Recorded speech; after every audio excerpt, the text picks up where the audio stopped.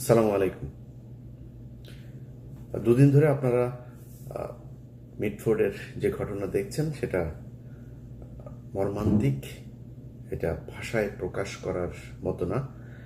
এবং আমি নিজে বেশ শক্তি সাহস নিয়ে ভিডিওটা কয়েকবার দেখতে গিয়েছি। 25-30 সেকেন্ডের পরে আর যেতে পারি না। এটা যাওয়ার মতো না। এটা সুস্থ কোনো মানুষের পক্ষে দেখাও সম্ভব না, করা তো বহু পরে। কিন্তু ঘটনা ঘটেছে, আমরা সারা দেশের মানুষ এটা দেখেছে। দেখে সবাই ঘৃণা প্রকাশ করেছে এবং আমরাও একইভাবে ঘৃণা প্রকাশ করছি এবং যে ব্যক্তি নিহত হয়েছেন তার পরিবারের প্রতি সহানুভূতি প্রকাশ করছে। ঘটনা কি ঘটেছে সেটা আপনারা এরই মধ্যে জেনেছেন। আমি এর ব্যাকগ্রাউন্ডের কিছু তথ্য আমার কাছে এসছে, সেই জিনিসগুলো নিয়ে আলোচনা করব। আমরা বাংলাদেশের মোটামুটি এখন যদি হিসাব করা যায়, যদিও বিএনপি খুব কষ্ট পায় যে চাঁদাবাজ বললে আবার তারা খুব কষ্ট পায়, কিন্তু মূলত বিএনপি এই মুহূর্তে একটা মানে রেকগনাইজড একটা চাঁদাবাজ পার্টি হিসেবেই সারা দেশের মানুষের কাছে আবির্ভূত হয়েছেন। এটা অস্বীকার করার কোনো কারণ নেই। যদি অস্বীকার করে পিনাকি আর ইলিয়াসকে, কনক সারকে গালাগালি করেন, আপনার ড্যামেজ হবে। এই যে এইভাবে হইতে থাকবে ড্যামেজ। যা আলোচনা হচ্ছে সেটা আমলে নেন। শেখ হাসিনার মতো যদি নাকি ঘাট তারামো করে তারপরে কথাবার্তা বলেন, তাহলে আপনাদের পোষ্য কিছু এখন নতুন সাংবাদিক, ইউটিউবার, টিকটকার কিছু বের হয়েছে, আপনাদেরকে এখন ভীষণ রকমের ওন করে বিএনপিকে। তারাই মনে হয় বিএনপিকে গেল 15 বছর ধরে মানে আজকের এই জায়গায় ক্ষমতায় আনার জন্য সব কিছু করেছে। তারা বাঁচাইতে পারবে না। চাঁদাবাজি হচ্ছে, সারা দেশে হচ্ছে। লক্ষ লক্ষ, কয়েক লক্ষ মানুষ বাংলাদেশে এই মুহূর্তে চাঁদা দেয়। কিন্তু যেই মানুষগুলো চাঁদা দেন, আমার এই ভিডিওটা যারা দেখবেন, আপনাদের কাছে একটা কোশ্চেন করি। আচ্ছা বলেন তো, বিএনপির একজন কর্মী, একজন নেতা আপনার দোকানে গেল, যাওয়ার পরে আপনাকে বলে এই বেটা চাঁদা দে, এতদিন আওয়ামী লীগকে দিয়েছিস এখন আমাকে দে। চাঁদা দিচ্ছে না, আপনারা ধরে নিয়ে আসলো, দোকানের সামনে নিয়ে গেল, নিয়ে যেয়ে আপনাকে কিছুক্ষণ পেটালো, পিটায় তারপরে আপনারা অর্ধমৃত অবস্থায় রাস্তায় পড়ে আছেন, সেখানে আবার পাথর দিয়ে আপনার বুকের মধ্যে জোরে জোরে মারছে। আপনার মৃত্যু পর্যন্ত এভাবে পাথর দিয়ে মারতে থাকলো। একটু চিন্তা করেন তো, এটা কি কোথাও কি ঘটেছে এরকম ঘটনা? এটা কি সম্ভব? আপনি একটু চোখ বন্ধ করে কল্পনা করেন, আপনার দোকান থেকে ওই বিএনপির যেই নেতা, এলাকার যুব দলের, ছাত্র দলের সভাপতি, সেক্রেটারি বা তার লোক যারা এসে চাঁদা নেয়, চিন্তা করেন একটু চোখ বন্ধ করে যে সেই লোকটা আসলো আমার এরকম এরকম। এটা কি সম্ভব কখনো? প্রশ্নই আসে না। এর আগে আরেকটা ঘটনা ঘটেছে ঠিক এই একই রকম। ঢাকা বিশ্ববিদ্যালয়ে একটা ছেলেকে সে কিছুটা আপনার শুনেছে যে বুদ্ধি প্রতিবন্ধী টাইপের, তার ধরে আনলো, ভাত খাওয়ালো, ভিডিও দেখলাম আমরা সেটা। কিছুক্ষণ পরে আবার সে নাই। দুইটা ভিডিওই ছড়িয়ে পড়লো, একদম স্যাড মিউজিক। একটা ভিডিও আমার মনে আছে, ওই ভিডিওটা প্রথম যেখান থেকে এসছে, যে আইডি থেকে, যে মোবাইল থেকে, তিনি স্যাড মিউজিক দিয়ে তারপরে সেটা ছেড়েছেন। ওই স্যাড মিউজিকটা আর ওই অডিওটা থেকে সরানো যায়নি, যেখানে ওইটাই সব জায়গায় চলেছে। এখন আমার একটু বলেন, ভাত খাইয়ে তারপরে সাথে সাথে একটা মানুষকে, ঢাকা বিশ্ববিদ্যালয়ের মতো এরকম একটা জায়গার এই ছোট ছোট বাচ্চারা, এরা একটা মানুষকে মেরে ফেলবে, এটা আপনার বিশ্বাসযোগ্য? মনে করেন একটা একটা মার্ডার সম্ভব, একটা যেভাবে চাঁদাবাজি নিয়েও, চাঁদা না দেওয়ার কারণেও এই দেশে মানুষ খুন হয়েছে, এরকম ঘটে। তো একটা জিনিস বলেন তো, একটা মানুষকে যেইভাবে সে মারল, এটা কি সম্ভব কোনোভাবে? এটা এটা কিভাবে মারলো? আপনাদের মনে আছে 5 তারিখের আগে ওই যে শমী কায়সারের যেই 6 নম্বর স্বামীটা আছে আপনার, মোহাম্মদ আলী আরাফাত, সে একটা কথা বলেছিল যে স্টুডেন্টদেরকে নাকি ড্রাগড করা হয়েছে।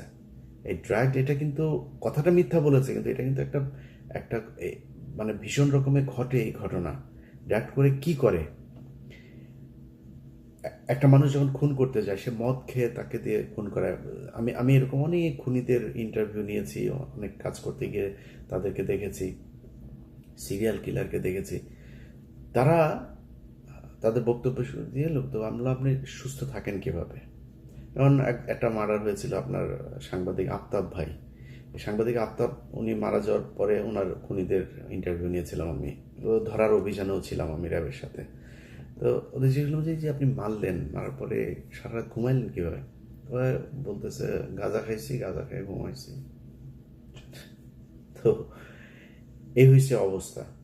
এখন এই বিষয়গুলোতে যেটা হয়, কোনো না কোনো একটা পক্ষ তাদেরকে ডাইরেক্ট করেছে।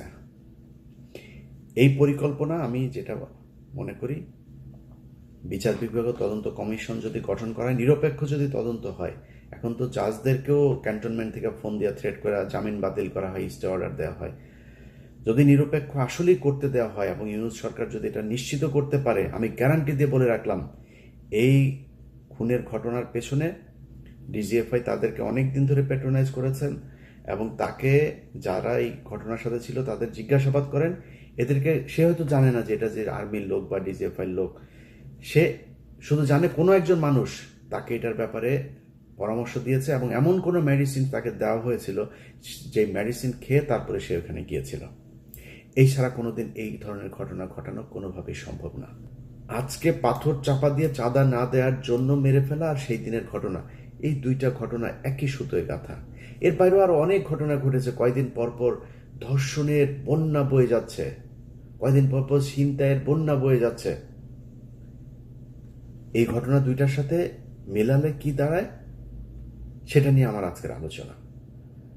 আপনি দেখেন, যদি নাকি নিউজটা এইভাবে আসতো, আমি এটা নিয়ে এলাকায় খোঁজ নিয়ে জানলাম যে এই যে ছেলেটা মারা গিয়েছে, এই সোহাগ, তিনি হচ্ছে গিয়ে চকবাজার থানার একটা ওয়ার্ডের সদস্য সচিব প্রার্থী। এবং এই যে মৃত্যুর ঘটনাটা ঘটেছে, এটা এরকম না যে দোকানে গিয়েছে চাঁদা আনতে গিয়ে। এখানে চাঁদাবাজির কোনো ঘটনাই নাই, চাঁদা নিয়ে এখানে কোনো ঘটনাই ঘটে নাই। এখানে চাঁদাবাজি কে করবে সেইটা নিয়ে দুই পক্ষের মধ্যে সংঘর্ষ হয়েছে। সোহাগের একটা ভাঙির দোকান আছে। আপনারা জানেন যে বাংলাদেশে রাজনীতি যারা করে, এই ফকিন্নির বাচ্চাদের ডিশের ব্যবসা, ময়লার ব্যবসা, তারপরে এই ভাঙড়ি টাঙ্গি দোকানপাট, তারপরে ফুটপাতের, এগুলো কার পক্ষে থাকবে, কে কোন এলাকার নিয়ন্ত্রণে থাকবে, এটা নিয়ে ফকিন্নির বাচ্চাদের যুদ্ধ হয়, কামড়াকামড়ি হয়। তো এই কুকুরের ছানাদের যে কামড়াকামড়ি, সেই কামড়াকামড়ির একটা ফসল হচ্ছে এটা। এই জায়গায় দোকান দেওয়া নিয়ে এই দুই গ্রুপের মধ্যে, যে আমার এলাকায় এটা, এই এলাকায় তুই ভাঙড়ি নিয়ে নিতে পারবি না, তুই এলাকায় করতে পারবি না, তুই অন্য এলাকায় যা, সেটা নিয়ে গ্যাঞ্জামের সূত্র ধরেই এই মারামারি হয়েছে। এবং এই দ্বন্দ্ব চলছে আজকে কয়েক মাস ধরে। এটা কত 2 দিন আগের ঘটনা, কিন্তু হুট করে চাঁদা আনতে গিয়েছে আর দেয় নাই, বাইরে এনে তারপরে পেটালো, এরকম না বিষয়টা। এই ঘটনা নিয়ে দুই গ্রুপের দ্বন্দ্বে এক গ্রুপ আরেক গ্রুপকে হত্যা করলো। আচ্ছা, এবার আমাকে বলেন, যদি নিউজটা এরকম আসতো পত্রিকাতে যে চাঁদাবাজি কেন্দ্র করে বা এলাকার আধিপত্য বিস্তারকে কেন্দ্র করে যুব দলের দুই দলের সংঘর্ষে বা এক দলের ইয়েতে আরেক দল হত্যাকাণ্ডের শিকার হয়েছে, এই ধরনের করেও যদি নিউজটা আসতো, যেভাবে এটাকে ছড়ানো গেছে, যেভাবে এটাকে দিয়ে মানুষকে গেলানো গিয়েছে, এইভাবে আসতো না। তখন কিন্তু দুই পক্ষকেই ঘৃণা জানাইতো, এটা নিয়ে হাসাহাসি হইতো, এটা নিয়ে অনেক আলোচনা হইতো, সব ঠিক আছে, একই রকম হইতো। কারণ হত্যাকাণ্ডটা তো ভয়ঙ্কর, যেভাবে মারা হয়েছে, এটা কোনো সভ্য মানুষের পক্ষে সম্ভব না। এবার একটা পয়েন্টে আসেন। প্রথম হচ্ছে, ভিডিওটা করলো কে, ভিডিওটা ছড়ালো কে, তারপরে গণমাধ্যমকে খবরটা কে দিল যে মিটফোর্ডে চাঁদা আনতে গিয়ে চাঁদা না দেয় ব্যবসায়ীকে হত্যা করা হলো, এই নিউজ কে দিল?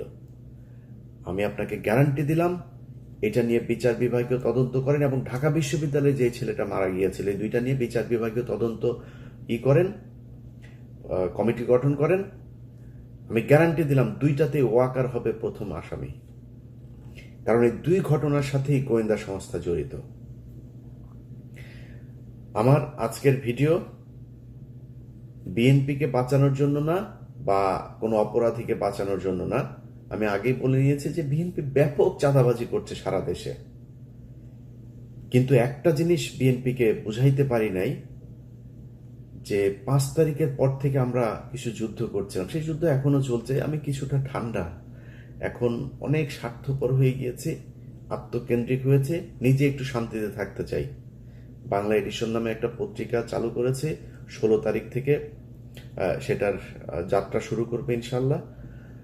আমার এই পত্রিকায় বিজ্ঞাপন আসবে, পত্রিকার ইউটিউব ফেসবুক চ্যানেলের ইনকাম আসবে, ওগুলো নিয়ে নিজের ইউটিউব চ্যানেল আছে, তাইরে নাইরে নিয়ে দেওয়া চলবে, এইভাবে চালায় যাব। আমার দরকার নাই তো এত দেশপ্রেমিক সাজার।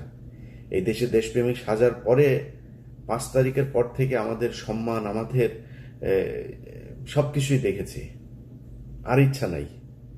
তারপরেও এটা তো ছাড়তে পারবো না, কারণ দেশ তো আমার, এ কারণে কিছু কিছু বিষয় নিয়ে করবো, কিন্তু ওই জায়গাতে আর থাকবো না ভাই। যার যেমনি মনে চায় লুটে পুটে খা, জনগণ শাস্তি দিয়ে দিবে। আমরা 5 তারিখ থেকে যে বিষয়টা বলছিলাম, কয়েকটা জায়গা। 1 নম্বর হচ্ছে বিডিআর পিলখানা হত্যাকাণ্ড। আপনি যদি পিলখানা হত্যাকাণ্ডের বিচার করতে পারতেন, তাহলে ভারতের যেসব সেনা কর্মকর্তারা আছে এখনো বাংলাদেশে, এই মুজিব, হামিদ, ওয়াকার থেকে শুরু করে যারা যারা এই গেল 15 বছর ক্যান্টনমেন্টের ভেতরে আয়নাঘর বানিয়েছিল, দেশপ্রেমিক সেনাবাহিনীর অফিসারদের চাকরিচ্যুত করেছিল, তাদের গুম করেছিল, জেলে পাঠিয়েছে, জঙ্গি নাটক সাজিয়েছে, তাদের সবার বিচার করা যেত। আপনারা সেখানে যান নাই। আমরা বলেছি গণমাধ্যম থেকে আওয়ামী দালালদেরকে সরাইতে। আনিস আলমগীরের মতো দালাল, সে এখন পর্যন্ত বাংলাদেশে কলাম লেখে, বাংলাদেশে সে জীবিত আছে, এটা আমাকে প্রচন্ড রকমের আশ্চর্য করে।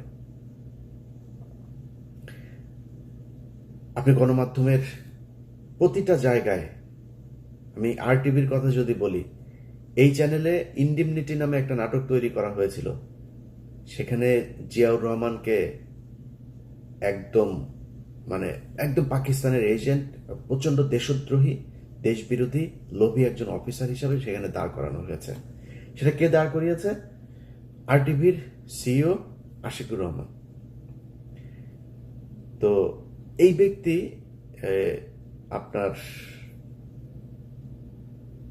তার বিরুদ্ধে নিউজ করেছি, তার অফিসে বেলায়েত নামে একজন আছে, আরো কয়েকজন আছে, সবাইকে নিয়ে একদম নাম ধরে ধরে আপনার সেখানে নিউজ করা হয়েছে। আতিকা রহমান, আরো কয়েকজনের ব্যাপারে করা হয়েছে। করার পরে সেখানে ওই যে AKM ওয়াহিদুজ্জামান নামে এক বাটপার আছে, বিএনপির বাটপার। এই বিএনপির বাটপার গিয়ে সেখানে তাকে বসাইলো, বিএনপি বসিয়েছে তাকে সেখানে। বসানোর পরে সে RTVর 5% শেয়ার নিল, নিয়ে আওয়ামী লীগের লোকজন যারা আছে তাদের কাছ থেকেও কিছু টাকা পয়সা টয়সা নিয়ে এখন আমেরিকায় বসে আছে। সে RTV চালায়, আমেরিকায় বসে বসে RTV চালায়। আরে ভাই, আমি দেশের কোনো দায়িত্ব নিলে আমি দেশে যাব? আমি তো দেশের দায়িত্ব নেই। সব আওয়ামী লীগের লোকজন রে ওইখানে বসে RTV চালাচ্ছে। একইভাবে বসুন্ধরার দায়িত্ব নিয়েছে কাদের গনি, তার কাছ থেকে বহুদিন ধরে বলছে এই অফিস এদেরকে আপনি সরান। আমরা সরাসরি এসব নিয়ে সোশ্যাল মিডিয়াতে বলেছি, কাউকে সরানো হয়নি। নাজরিন মুন্নি এখন পর্যন্ত টক শো করে। ডিবিসির আরেকটা আছে, ওই যে যেটা কিনা মজুমদার, জুয়েল, ইকবাল সুবানদের খাট গরম করে মহিলাটা, সুন্দরী আপা, ডিবিসির কি ওই টক শোটা করে, একটারও সরানো হয় নাই। 71 টেলিভিশনের মঈন মিজান থেকে শুরু করে বেশ কয়েকজন আছে, তারা এখনো পর্যন্ত ওই যে মোজাম্মেল বাবু, শাকিলা, কি ফারজানা রূপা, শাকিল আহমেদ, এদের জেলখানার সব সুযোগ সুবিধা সব এরা নিশ্চিত করে। কোনো জায়গা থেকেই তাদের সরানো, ইভেন ভাই শুধু এই 2 জায়গা না, এর বাইরেও বহু জায়গা আছে, কোনো জায়গায় কোনো ধরনের হাত দেওয়া হয় নাই। আমরা সেগুলো নিয়ে কথা বলেছি। তাদের কাছে মনে হয়েছে যে এগুলো মনে আমাদের ব্যক্তিগত কারণে মনে হয় বলছি। ভাই, পাগল বানায় ফেলবে বিএনপির নেতা নেত্রী যা যা আছেন, সব ন্যাংটা হয়ে কাপড় টাপড় খুলে তারপরে রাস্তায় দৌড়াবেন। সাংবাদিকদের তো চিনেন না, এরা গত 15 বছর শেখ হাসিনাকে ক্ষমতায় রেখেছে। এক দেশের বাইরে ভাগ্যক্রমে কয়েকজন মানুষ ছিলাম, অল্প অল্প কিছু, আমরা যা জানি যে সেটা 10%, 5% হবে। 95% এই দেশের মানুষ এখনো জানতে পারে না কি হয়েছে। যদি আপনি জুলাইয়ের ঘটনাও বলেন, সবাই তো ছিল, কেউ কিছু বলেছে নাকি? পুরো একটা দেশের শত শত হাজার হাজার গণমাধ্যম ব্ল্যাক আউট করে দেওয়া হয়েছিল। কোনো গণমাধ্যম থেকে কোনো নিউজ পেয়েছেন? আজ পর্যন্ত পান নাই। ওখানকার এক্সক্লুসিভ অনেক কিছু থাকার কথা, সেগুলো কোথায়? নাই। আপনি আসার পরে চাপ দিয়েছেন, আপনি তাদেরকে বসিয়ে রেখেছেন, বসিয়ে রেখে তারপরে তাদের কাছে এখন দাবি করবেন, আশা করবেন আপনাদের পক্ষে কিংবা নিরপেক্ষ জিনিস চালানোর। ডিজিএফআই এখনো পর্যন্ত প্রতিটা অফিসে নিউজ পাঠায়। 80% মিডিয়া এখন পর্যন্ত ডিজিএফআই পাঠানো সেই নিউজ প্রচার করে।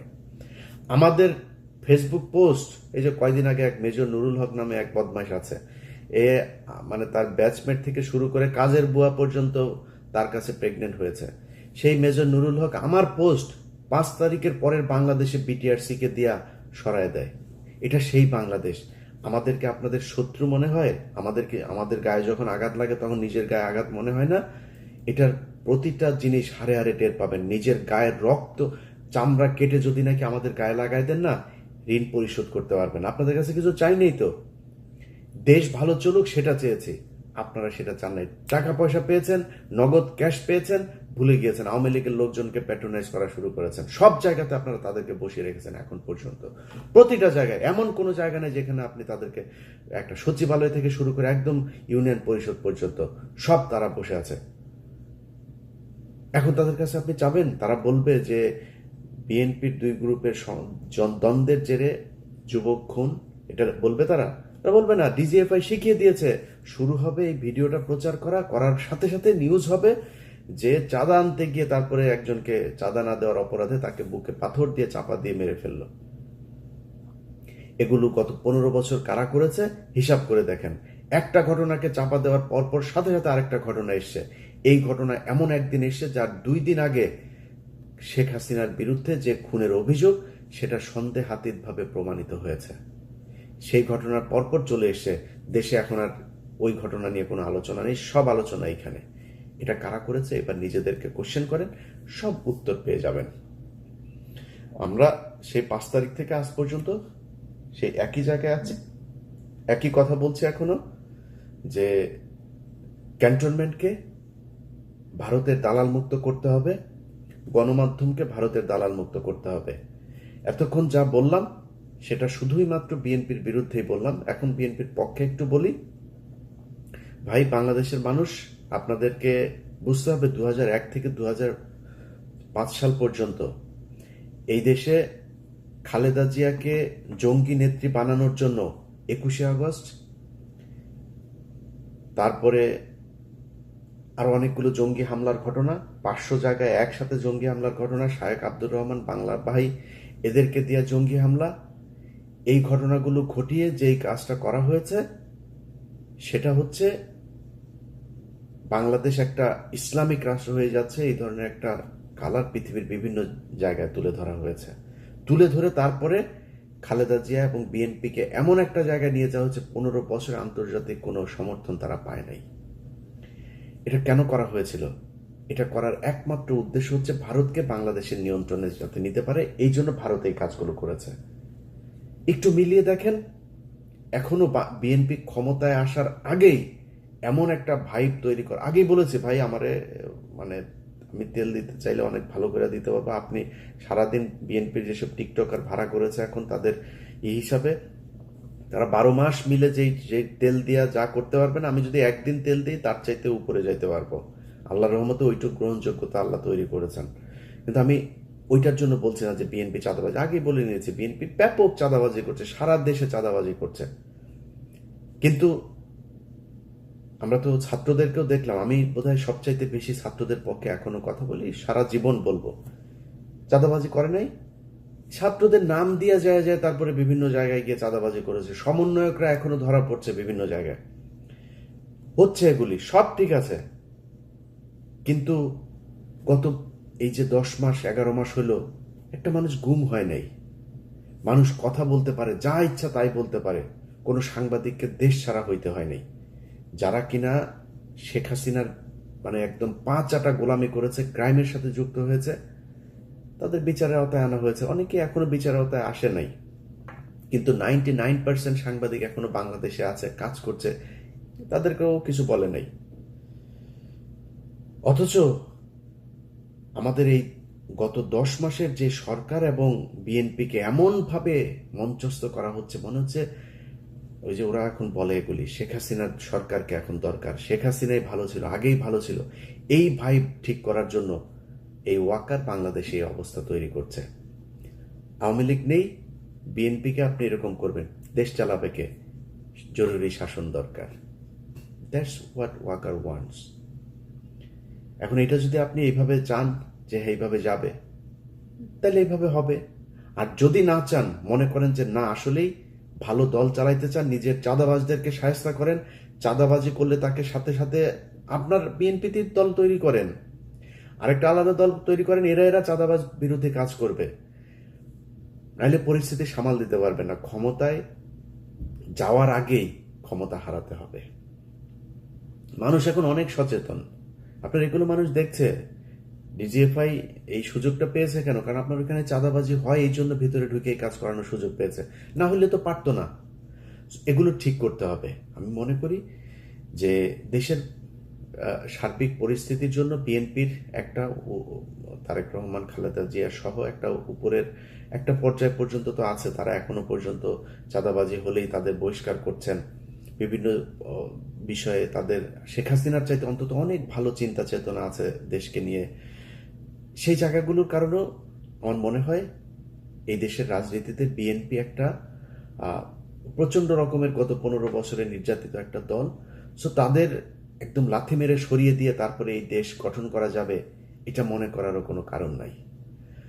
অতএব আপনাদেরকে মাথায় রাখতে হবে যে ঢালাওভাবে আমরা যখন কথাবার্তা বলবো, সেগুলো না বলে এই দেশকে কিভাবে করা যায়, সামনের দিকে নিয়ে যাওয়া যায়, সেটা চিন্তা করা।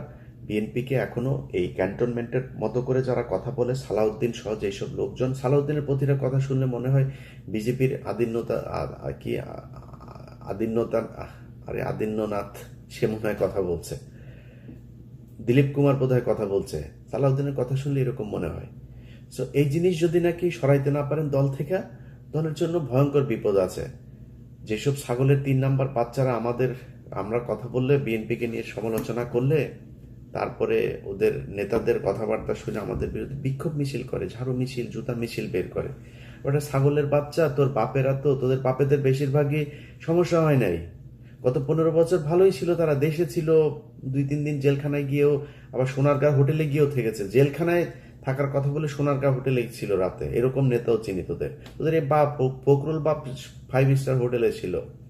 তোদের এরকম অনেক বাপ আছে, তোদের গয়েশ্বর বাপ ঢুকার একদিক দিয়ে ঢুকে, আরেক দিক দিয়ে পিজি হাসপাতালে গিয়া ভিআইপি ক্যাবিনে ঢুকে।